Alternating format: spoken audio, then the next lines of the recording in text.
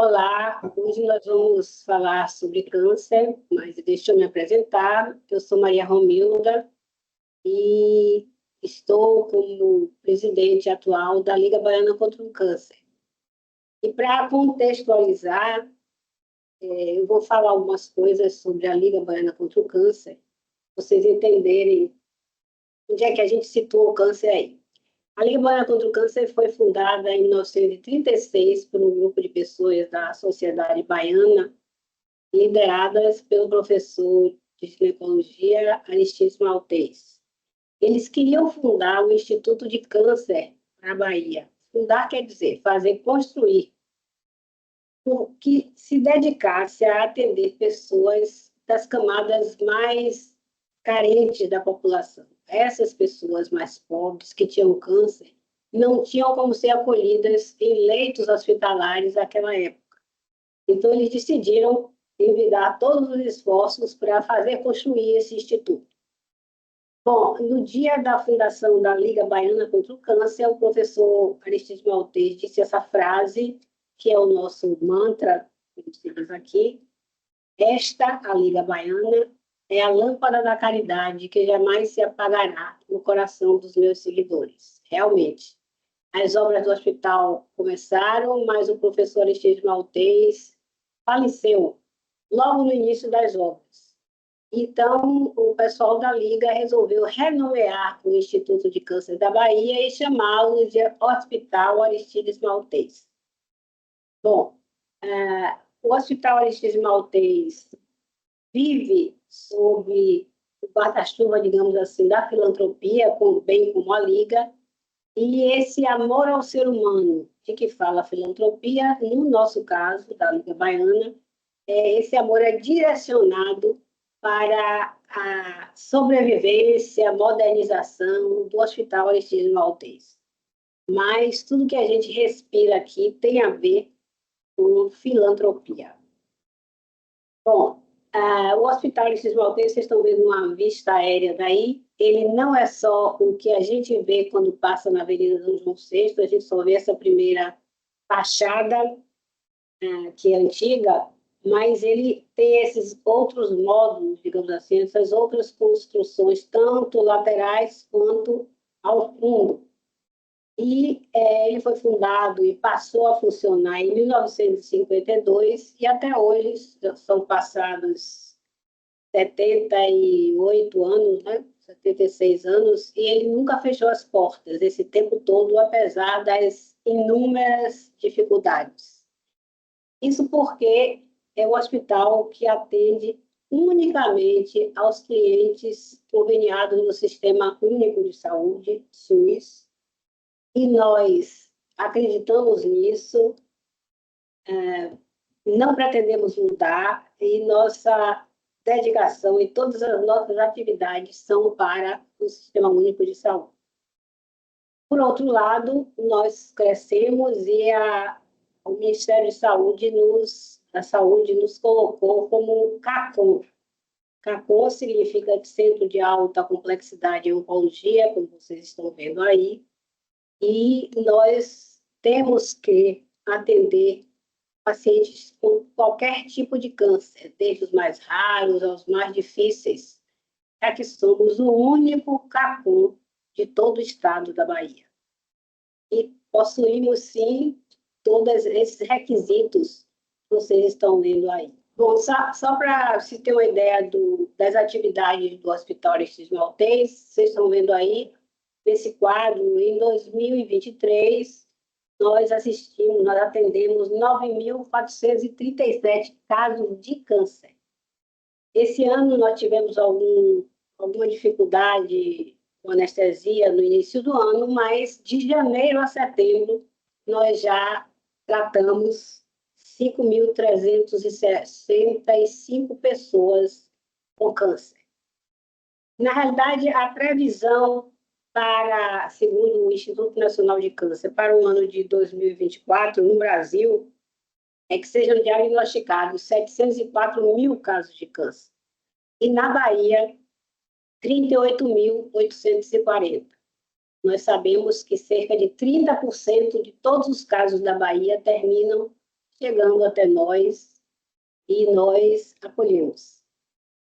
O Hospital Aristides Maltês é um hospital de portas abertas, ou seja, se alguém tem um diagnóstico de câncer ou uma suspeita de câncer por exame clínico, por imagem, essa pessoa pode ligar para nós para marcar a triagem e a matrícula, que normalmente acontece 48 horas após a ligação, ou então o paciente pode vir através da regulação, pelo sistema de regulação. Vamos agora falar do câncer propriamente dito.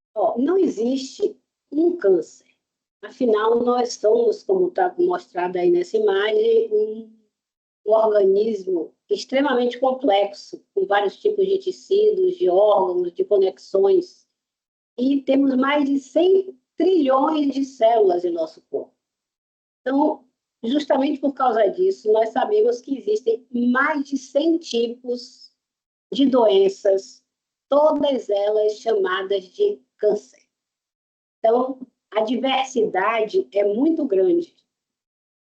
Afora isso, se nós considerarmos como hoje se considera, nós temos várias dimensões do nosso ser, não só o físico, mas o psíquico, o emocional, o espiritual. Então, todos esses níveis, essas instâncias do nosso ser precisam trabalhar harmonicamente como uma orquestra, em que todos os instrumentos são diferentes, as pessoas também têm um regente para que as coisas fluam bem conosco em todos esses níveis, biopsico, social, espiritual.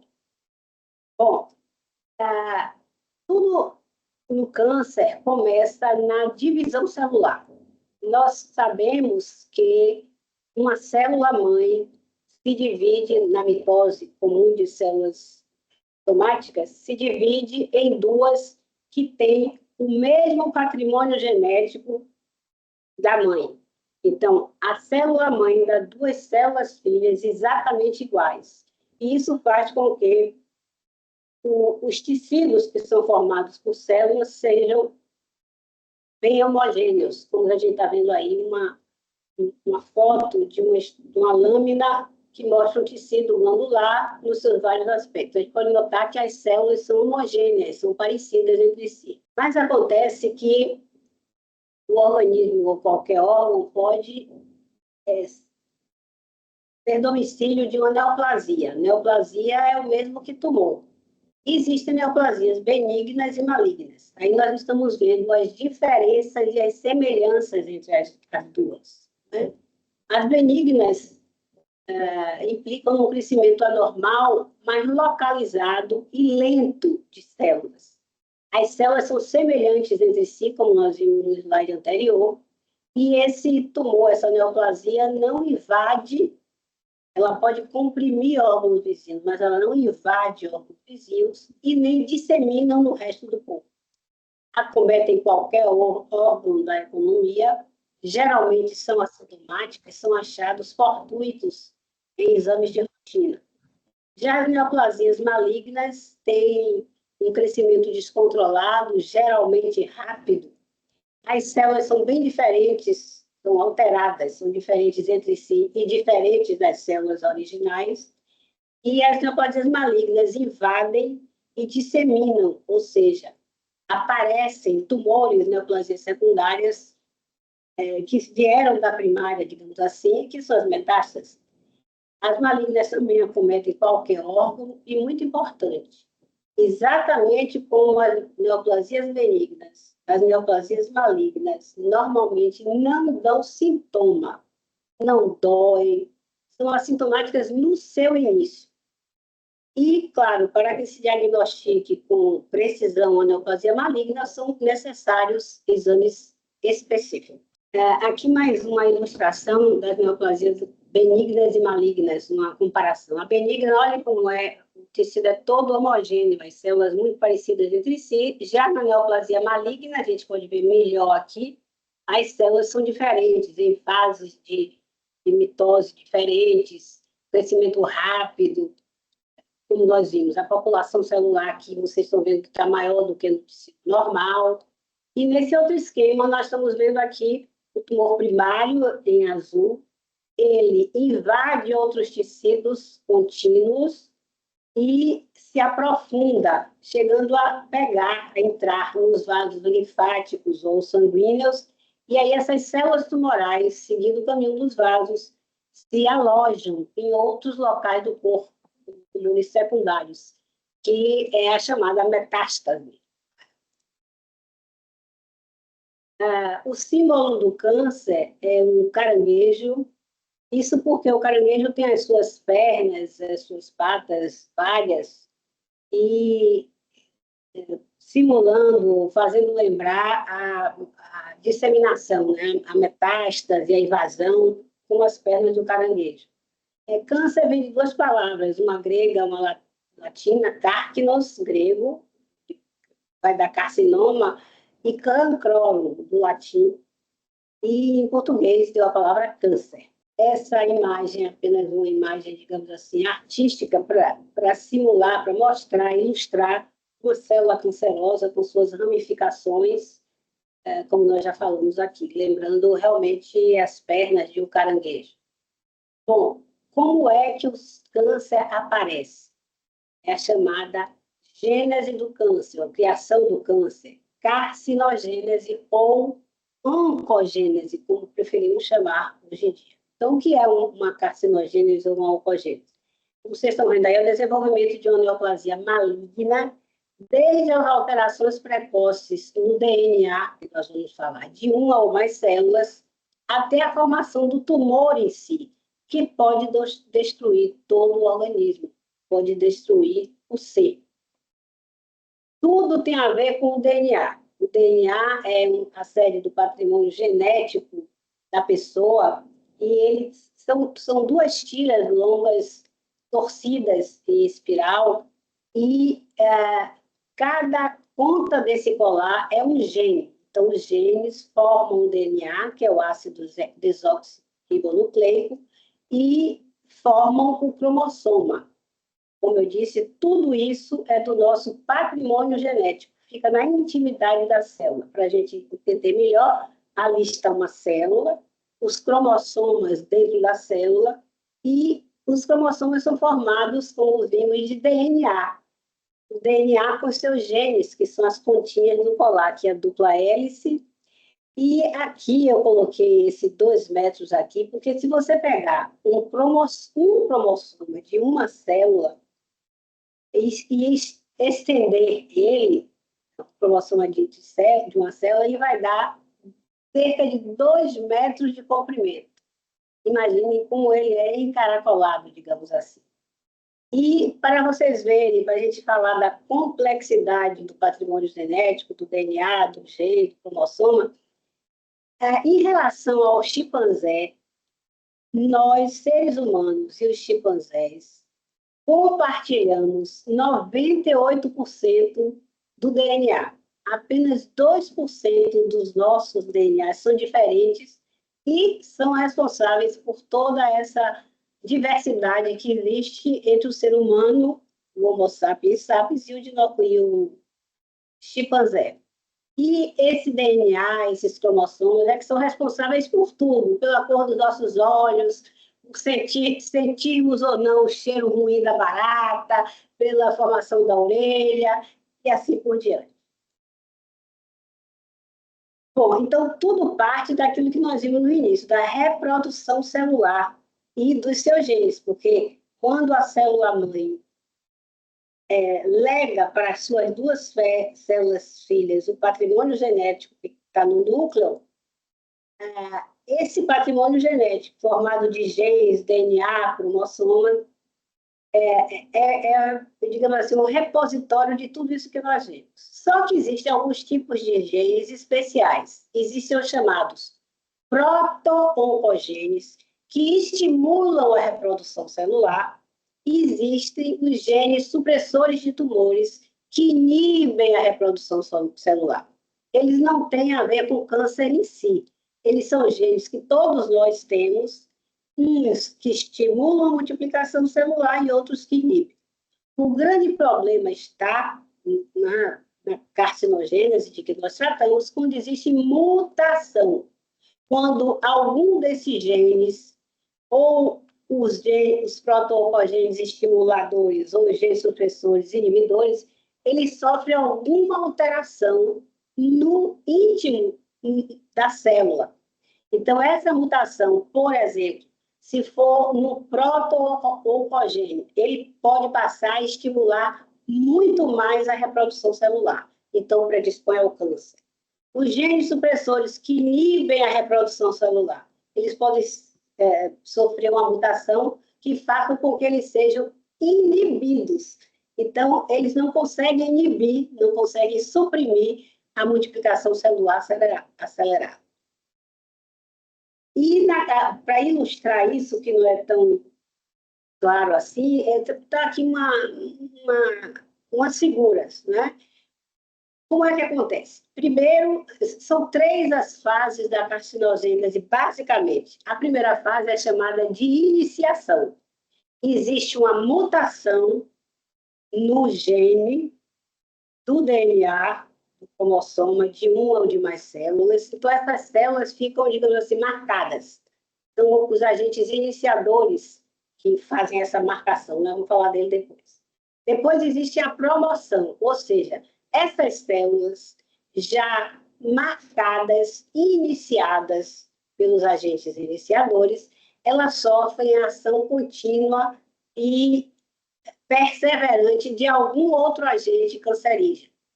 E a terceira fase é a progressão, quando existe realmente a formação da lesão, da neoplasia maligna, que se multiplica rapidamente, que invade e que dá metástase. Mais uma vez, iniciação, agentes cancerígenos alteram a estrutura do gene, do DNA. Na promoção, os agentes de longa duração, persistentes, malignizam as células. E, por fim, existe a progressão, a multiplicação descontrolada dessas células enlouquecidas, o tumor em si, o tumor invade os tecidos vizinhos, esses tecidos verdes, essas células verdes são, digamos assim, o tecido vizinho, e as células malignas entram na corrente celular, na corrente sanguínea ou linfática e vão para outros órgãos, para outros tecidos, criando, digamos assim, um outro tumor, que são as metástases. Bom, um dos agentes chamados carcinógenos completos, ou seja, ele tanto é um agente iniciador, que marca a célula, quanto é um agente promotor, que maligniza a célula. É o tabagismo, é o tabaco. Ele faz tudo isso. Por isso que nós chamamos de carcinógeno completo. Existem outros, mas esse é o mais, digamos assim, o mais familiar para todos nós. O organismo se defende, claro. Ele tenta reparar a mutação. Ou então ele produz enzimas de transformação para eliminar os agentes cancerígenos e as células alteradas. Ou então o sistema imunológico e a circulação sanguínea tentam destruir e limpar essas células. É bom dizer que todos esses três mecanismos estão presentes em nós. Então, não é exagero dizer que cada um de nós, durante a vida, elimina, entre aspas, por um desses mecanismos, vários tipos de células cancerígenas, que por essa barreira, não conseguem ir adiante. Justamente porque o nosso organismo tem um potencial de tudo muito grande. Bom, a nomenclatura do câncer é muito variada. Os mais encontrados, os que a gente mais ouve falar, são os carcinomas, que é do tecido epitelial, da pele, da membrana que envolve os órgãos. O sarcoma, que deriva do tecido conjuntivo, no conectivo, ossos, músculos. E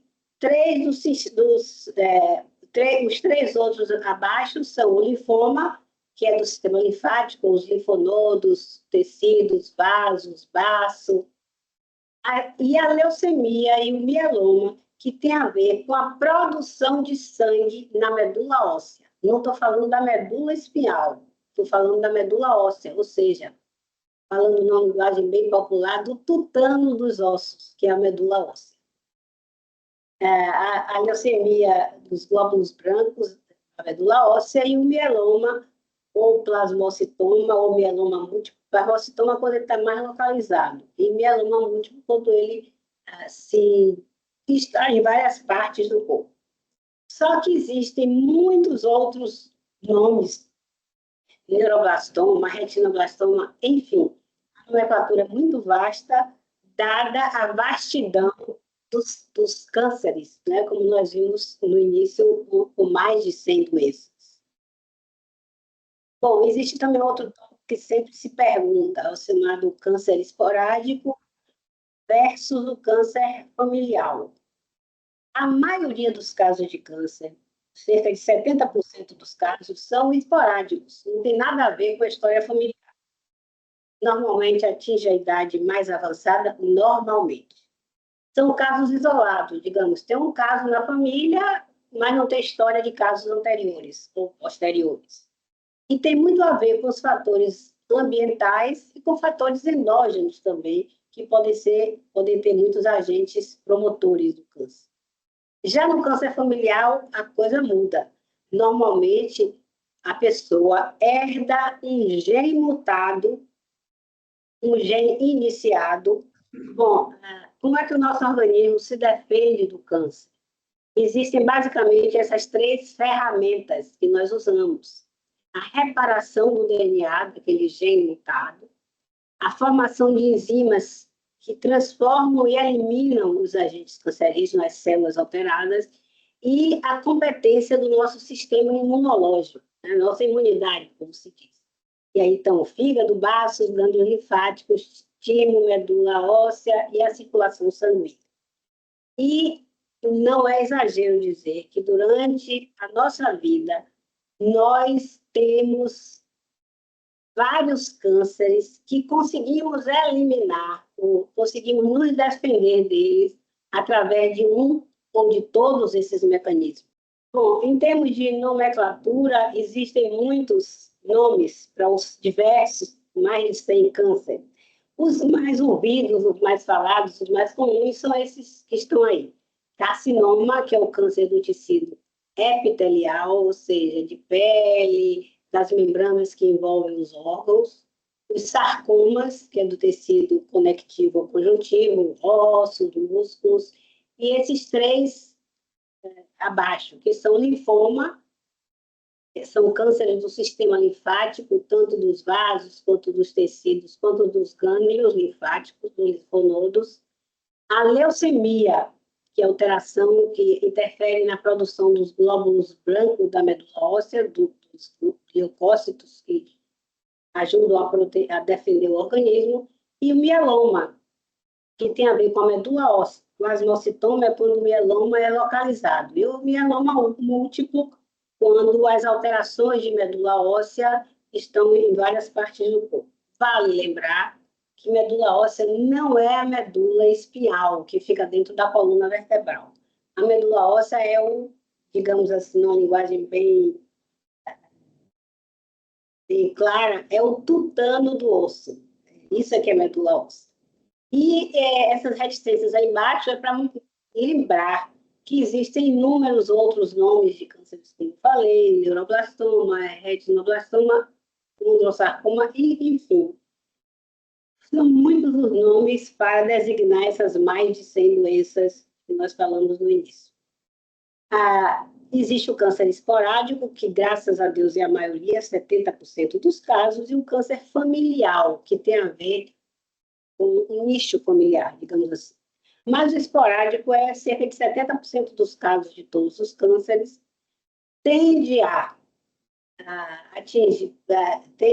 acometer pessoas em idade mais avançada, embora isso não seja uma regra rígida. São casos normalmente isolados, ou seja, alguém tem um câncer, mas não tem nenhum outro caso na família, nem casos pregressos, nem concomitantes, e tem muito a ver com fatores ambientais e endógenos. Já o câncer familiar ocorre em apenas, no máximo, 20% de todos os casos, a idade tende a ser mais precoce e, geralmente, existem muitos casos na família do mesmo tipo de câncer. Aqui, o fator genético é o mais forte de todos, porque a pessoa já nasce com o gene mutado. E os fatores endógenos e ambientais ajudam a que esse gene mutado inicie, digamos assim, a oncogênese, a formação do câncer. Então, as perguntas que sempre se fazem de um modo geral: o câncer é hereditário? Não. As mutações podem passar de pai para filho, o gene mutado, né? O filho herda o gene mutado, mas não o câncer. Ele precisa de outros fatores para desenvolver o câncer. É contagioso? Não. Mesmo os causados por vírus, que geralmente são muito contagiosos, o câncer não é contagioso. Os vírus podem ser transmissíveis, mas o câncer, não. É curável o câncer? Sim e não. Os cânceres são curáveis quando o diagnóstico é feito no início e o tratamento é feito logo e de maneira adequada. Mas, mesmo quando não são curáveis, existem aqueles que são preveníveis ou evitáveis e outros que, não sendo curáveis nem preveníveis, são, pelo menos, controláveis. E o que é que determina essa variedade de ser curável ou não ser curável? O tipo histológico do tumor, o subtipo histológico, o estadiamento, ou seja, a fase em que o tumor foi diagnosticado, se está muito avançado ou não, e a imunocompetência individual, além de outros fatores. Tudo isso influi. Bom, o Ministério da Saúde divulgou que isso, nesses dados que estão aí, o câncer de pulmão, 90% mais ou menos de todos os casos são diretamente ligados ao tabagismo, ao uso do fumo, do cigarro. Além do câncer de pulmão, o tabagismo causa, sim, causa câncer de laringe, de faringe, de esôfago, de pâncreas, de boca, de bexiga e de rim. E esse dado do lado, 30% dos casos seriam evitados pelo controle do tabagismo. Em relação aos hábitos alimentares, que hoje em dia estão muito em voga, eles têm muito a ver, a alimentação de processados, a alimentação inadequada, tem a ver com câncer de colo, de reto, de estômago, de esôfago, de boca, e dizem que de mama e de próstata. Então, é dito que 30% a 40% dos casos de câncer de um desses locais seriam prevenidos através de medidas dietéticas simples, ou seja, de uma alimentação mais saudável. Em relação à exposição solar também, mais de 30% dos casos seriam preveníveis, seriam evitados pelo uso de medidas de proteção à radiação solar. E no caso da mulher especificamente, esse dado é ainda mais chocante. A gente sabe que o câncer de colo é um dos mais evitáveis, um dos mais preveníveis que existe. Inclusive, ele é considerado um fator, um dado de subdesenvolvimento de uma área. Quanto mais câncer de colo de útero, mais subdesenvolvida é a área. Pois bem, pela prevenção, 90% das mortes por câncer de colo uterino seriam evitadas simplesmente pela prevenção, a colposcopia e a citologia. E 30% de mortes pelo câncer de mama seriam evitadas se o câncer fosse detectado cedo. E não é só sentir o caroço. Quando a mulher sente o caroço no autoexame, o câncer já não está tão inicial assim. Ele é descoberto, por isso que eu falei de exames específicos lá atrás, principalmente por exame de imagem, tipo a mamografia, depois de certa faixa etária. Bom, esse também é um dado que foi divulgado pelo INCA. Então, nós temos aqui tanto agentes iniciadores, ou seja, que marcam as células, quanto promotores. Já vimos que o fumo é o completo, ele inicia e promove o câncer. A alimentação, 35% dos casos, comportamento sexual, 7%, infecções, de um modo geral, por vírus ou não, 10%, exposição excessiva ao sol e outras causas, radiação, que é basicamente um agente iniciador do câncer. Esses são os fatores de risco que foram divulgados. Bom, mas existem outros fatores de risco, né? Como a gente falou antes, nós, seres humanos, todos os seres, aliás, têm várias dimensões, tem vários corpos. E o nosso corpo físico é basicamente formado por água. E eu acho que todo mundo conhece aquela experiência do japonês, em que ele coloca os cristais de água, microscópicos, claro, em contato com sons agradáveis ou não, e os cristais mudam totalmente. O que eu quero dizer é, todos esses, entre aspas, maus fatores, são fatores de risco para o câncer, sim. O mau humor, a mágoa, o ódio, o rancor. E, como disse Shakespeare lá atrás, esses fatores são verdadeiros venenos que a gente toma esperando que o outro morra. Principalmente quando a gente pensa em vingança, ou sente ódio. O ódio, a vingança, prejudica nós mesmos. Existe uma total desarmonia daquela orquestra que eu mostrei no início, dos nossos vários corpos, e isso sim é um fator de risco para a desarmonia celular e, naturalmente, para a oncogênese. Bom, contra esses fatores de risco, o que é que nós podemos fazer? Praticar o perdão, praticar a gratidão pela vida, ter alegria em qualquer dos gestos ou das situações simples, da natureza, louvor à natureza, as amizades, as comunidades unidas, a união, a compreensão, o apoio aos nossos semelhantes. Esses são fatores, sem dúvida nenhuma, defensivos. E eu finalizo desejando que nós todos possamos praticar esses exercícios do bem. As fontes bibliográficas, e muito obrigada.